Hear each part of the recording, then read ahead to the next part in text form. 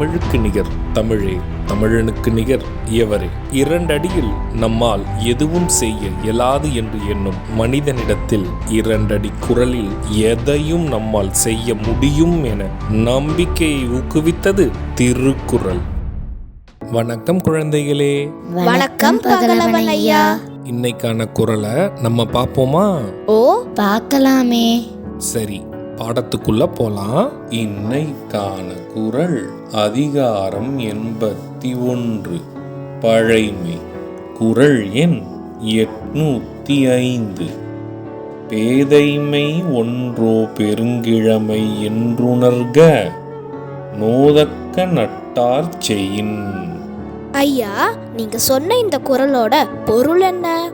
இதுக்கான பொருள், துன்பம் தரத்தக்க செயல்களை நண்பர் செய்ய நேரிட்டு விட்டால் அதற்கு காரணம் அறியாமை என்றோ அல்லது அளவு மீறிய உரிமை என்றோ கொள்ள வேண்டும்.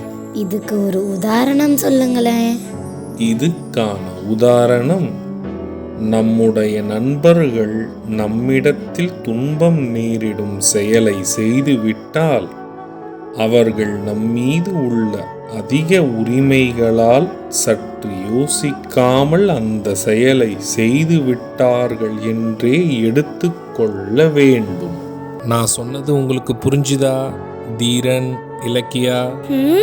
நல்லா புரிஞ்சுது ஐயா. இனி இந்த குறள் எங்களுக்கு மறக்கவே மறக்காது. சரி பசங்களா, நாளைக்கும் இதே மாதிரி சுவாரஸ்யமான குறளை பார்ப்போம். நீங்க வீட்டுக்கு போன உடனே என்ன பண்ணணும்? இன்னைக்கு நாங்க படிச்ச குறளை அப்பா அம்மா கிட்ட சொல்லி காட்டுவோம்.